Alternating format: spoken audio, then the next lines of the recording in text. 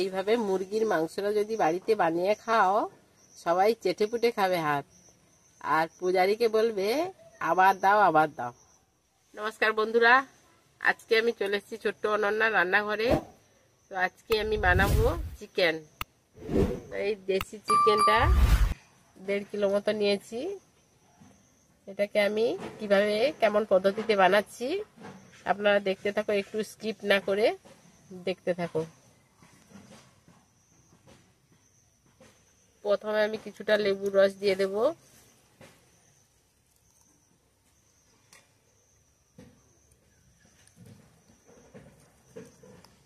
তারপরে দিয়ে দেব সর্ষের তেল।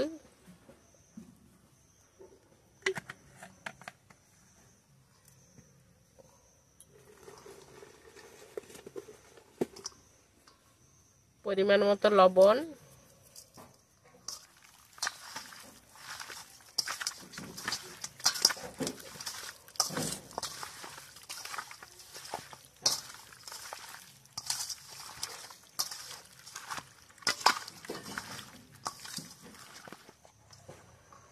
আর পরিমাণ মতো হলুদ গুঁড়ো, পরিমাণ মতো লঙ্কার গুঁড়ো,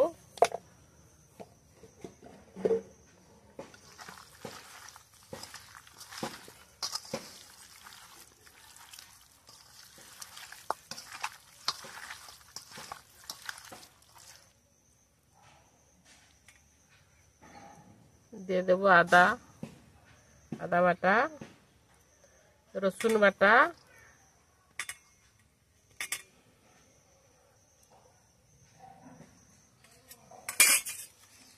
এবারে পেঁয়াজ কুচি। যেমন মাংস সেরকম পরিমাণ মতো দিতে হবে।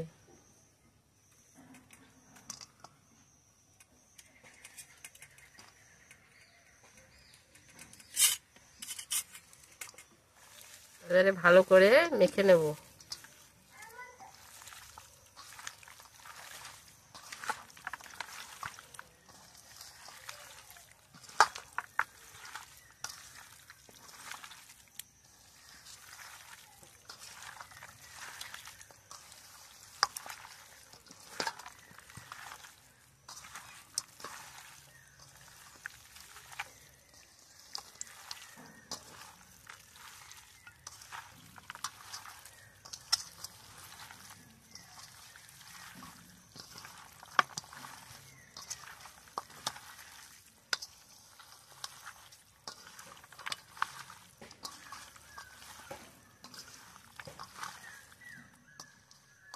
এর সঙ্গে দিয়ে দেবো 1 চামচ মতো ধনে গুঁড়ো।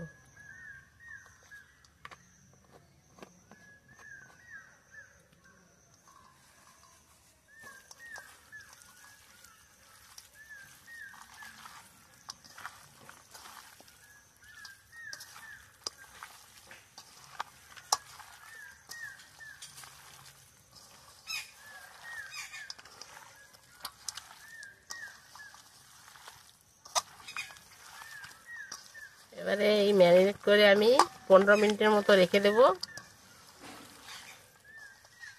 তো এবারে আমি প্রথমে আলুটা কষে নেব।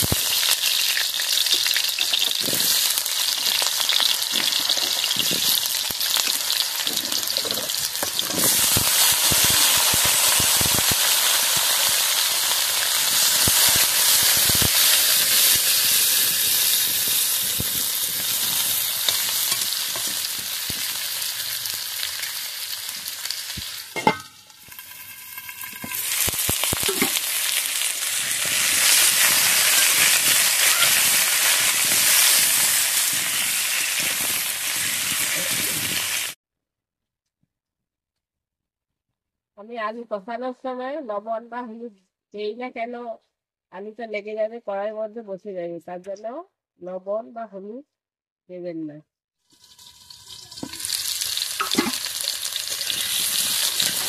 এইভাবে লাল লাল করে ভেজে দিতে হবে, তাহলে ঝোলের আলুগুলো খেতে ভালো লাগবে। অনেকে আলু খায় না, কিন্তু এভাবে ভেজে দিলে খুব সুন্দর লাগে খেতে।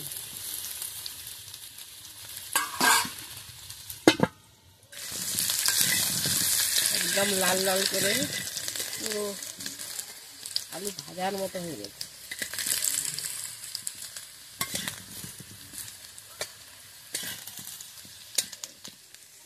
তো আমার আলুটা ভাজা হয়ে গেছে, এবারে আমি নামিয়ে নেব।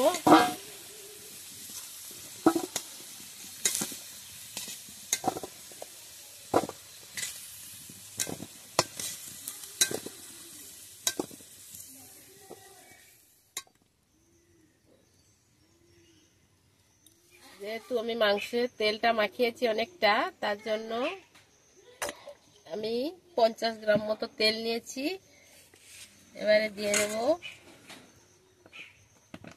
জিরে, গোটা জিরে, গোটা গরম মশলা,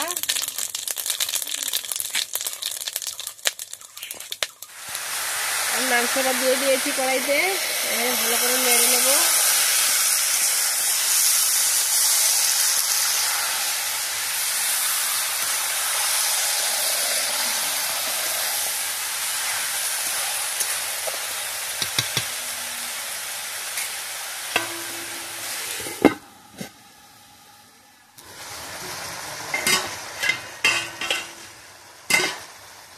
এইভাবে ভালোভাবে কষিয়ে নিতে হবে, নেড়ে চেড়ে।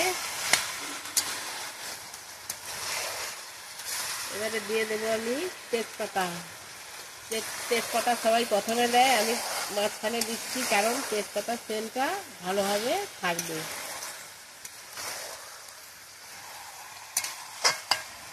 তেজপাতারও একটা উপকারিতা আছে।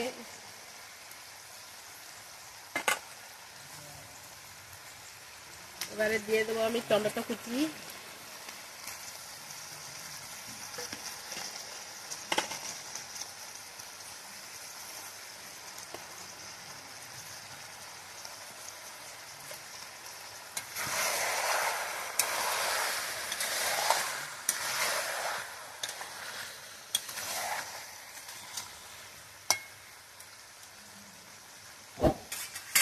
দিয়ে দেবো ভেজে রাখা আলু।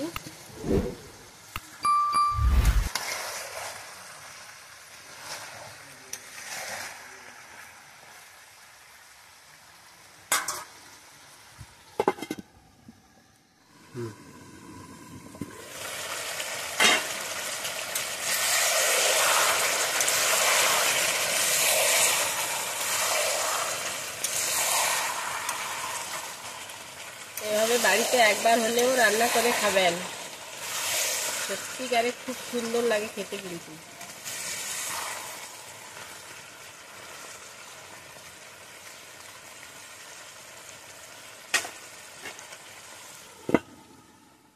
তো দেখুন বন্ধুরা, আমার মাংসর মাখা মাখা ঝোল রেডি হয়ে গেছে।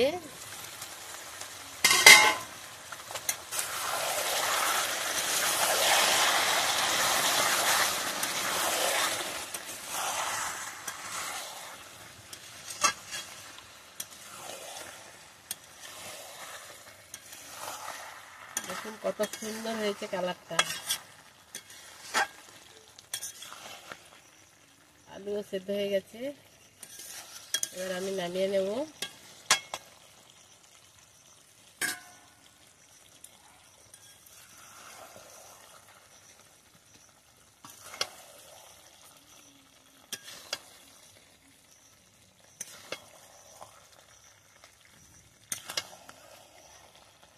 এইভাবে যদি মুরগির মাংসটা কষিয়ে কষিয়ে মাখো মাখো ঝাল করে রান্না করো, তাহলে খুব ভালো লাগবে। একবার যে বানাবে সে দ্বিতীয়বার বানাবে এবং দ্বিতীয়বার খেতেও চাইবে। আর আমার ভিডিওটা যদি ভালো লেগে থাকে, লাইক, কমেন্ট, শেয়ার, সাবস্ক্রাইব করতে ভুলবেন না। ভালো থাকবেন, সুস্থ থাকবেন। নমস্কার।